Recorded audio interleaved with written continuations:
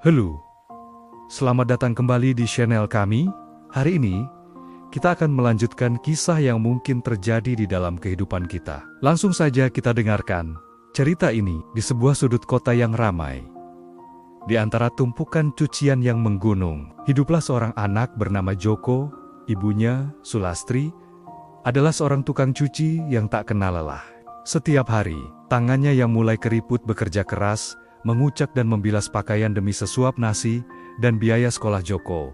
Bagi Joko, aroma deterjen adalah wangi perjuangan. Dan suara mesin cuci adalah musik latar kehidupannya. Setiap subuh, saat ayam jantan baru mulai bersahutan, Ibu Sulastri sudah bangun. Joko sering terbangun oleh suara gemericik air.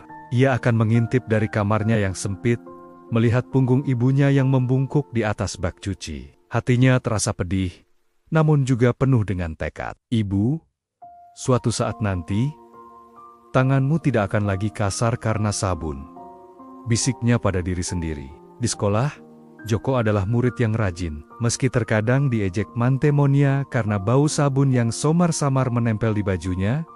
Ia tak pernah patah semangat. Ejekan itu justru menjadi bahan bakarnya. Di sela-sela membantu ibunya menjemur pakaian, ia akan menyelinap untuk membaca buku. Baginya, setiap lembar buku adalah jendela menuju dunia yang lebih baik.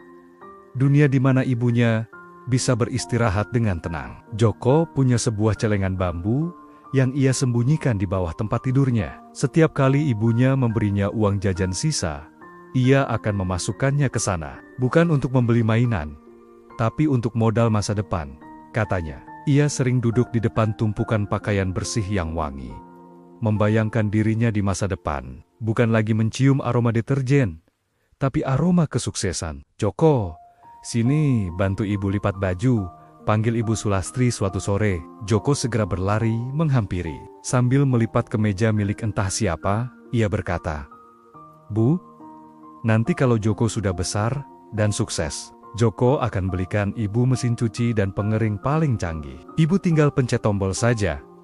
Ibunya tersenyum, mengusap kepala Joko dengan lembut. "Doa ibu selalu menyertai Mule.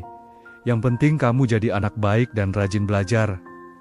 "Pasti, Bu, Joko janji akan buat ibu bangga. Joko akan bangun rumah besar untuk kita, supaya ibu tidak perlu lagi mencuci di tempat sempit seperti ini." Malam itu, saat mengerjakan PR di bawah temaram lampu teplok, Joko menggambar sebuah rumah besar di buku gambarnya. Di depannya, ia menggambar sosok ibunya yang sedang tersenyum lebar, memakai gaun yang indah. Gambar itu ia tempel di dinding kamarnya, sebagai pengingat abadi akan mimpinya. Waktu berjalan tanpa terasa. Joko lulus sekolah dengan nilai terbaik. Dengan beasiswa yang ia perjuangkan mati-matian, ia berhasil masuk ke universitas impiannya. Kehidupan di kota besar tak mudah. Untuk menutupi biaya hidup, ia bekerja paruh waktu, mulai dari menjadi pelayan restoran hingga petugas kebersihan. Ia tak pernah malu. Ia ingat tangan ibunya yang kasar, dan itu memberinya kekuatan. Setiap kali menerima gaji, sebagian besar ia kirimkan untuk ibunya. Sisanya ia tabung. Ia belajar dengan giat, menyerap semua ilmu yang diberikan. Ia tahu, ini adalah satu-satunya jalan untuk mengubah nasib. Ia sering menelepon ibunya hanya untuk mendengar suaranya dan memastikan ibunya baik-baik saja. "Bu, jangan terlalu lelah ya, tunggu Joko sebentar lagi," ucapnya di ujung telepon. Menahan air mata. "Ibu tidak apa-apa. Nak, kamu jaga diri baik-baik di sana. Ibu bangga sekali padamu," balas suara ibunya yang terdengar bergetar. Hari kelulusan pun tiba. Joko berdiri di atas panggung, mengenakan toga kebanggaan. Di barisan penonton, Ibu Sulastri duduk dengan berlinang air mata haru. Ia melihat putranya, anak tukang cucinya, kini telah menjadi seorang sarjana. Semua pengorbanan dan kerja kerasnya terasa terbayar lunas. Setelah lulus, Joko tidak langsung mendapatkan pekerjaan impian. Ia memulai karirnya dari bawah. Namun, dengan kegigihan, kejujuran, dan etos kerja yang ia pelajari dari ibunya, karirnya perlahan menanjak.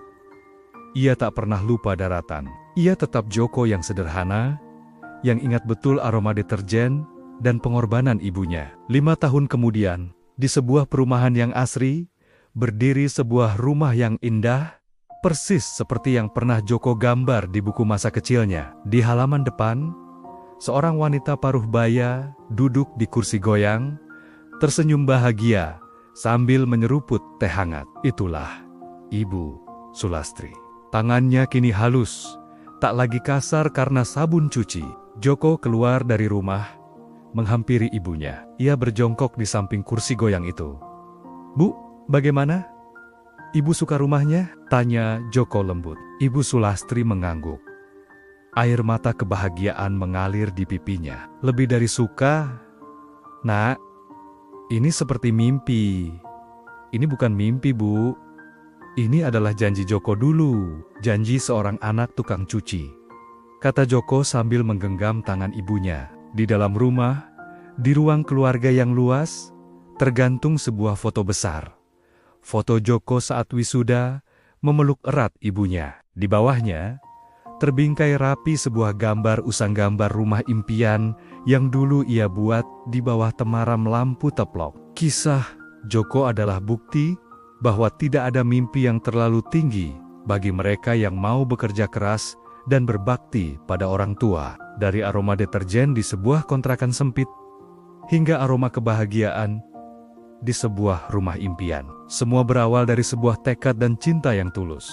Terima kasih sudah menonton kisah inspiratif ini. Semoga bisa memberikan semangat untuk kita semua dalam meraih mimpi. Jangan lupa untuk like, komen, dan subscribe channel ini agar tidak ketinggalan cerita-cerita inspiratif lainnya. Sampai jumpa di video selanjutnya.